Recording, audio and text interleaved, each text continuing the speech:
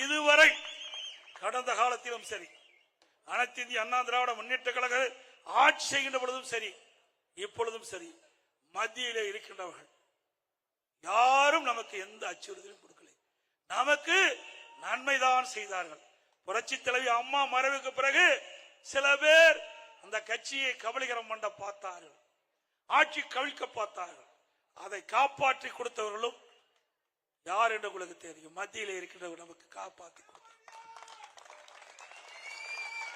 நன்றி மறப்பது நன்று, நன்று அல்லது அன்றே மறப்பது நன்று. பல ஆண்டுக்கு முன்னாவே, 2000 ஆண்டுகளுக்கு முன்னே வள்ளுவன், ஐயன் வள்ளுவன் சொல்லிவிட்டு போயிருக்கார். அப்படி நன்றியோடு நாங்கள் இருக்கிறோம். இன்றைக்கு கூட்டணி சேருவது அவ்வப்போது நெருக்கிற நிகழ்வு. தேர்தல் நேரத்திலே கட்சிகள் வெற்றி பெற வேண்டும், எதிரிகளை வீழ்த்த வேண்டும், அதுக்கு தகுந்த அரசியல் வியூகம் ஏற்படும். அந்த அடிப்படையில் நம்ம கூட்டணி அமைக்கிறோம். இதே திமுக கூட்டணி வச்சதில்ல. 1999ஆம் ஆண்டு பாரதிய ஜனதா கட்சியோட கூட்டணி வச்சாங்கல்ல. 2001ஆம் ஆண்டு சட்டமன்ற தேர்தலில் கூட்டணி வச்சாங்க. அப்பெல்லாம் அவர்கள் பேசல. இப்பொழுது அனைத்து இந்திய அண்ணா திராவிட முன்னேற்ற கழகம் கூட்டணி வைத்தவுடன் பயம் வந்துவிட்டது. நடைபெற்ற தேர்தலில் தோல்வியுற்றுவோம் என்று பயம் வந்துவிட்ட காரணத்தினாலே இன்றைக்கு ஏதோ பேசிக் கொண்டிருக்கின்றார்கள். எதற்கும் கவலைப்படுவதில்லை.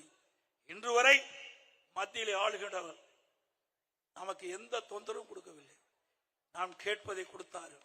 இல்லை என்றால் 63,000 கோடிக்கு இன்றைக்கு மெட்ரோ ரயில் கட்டம் வருமா?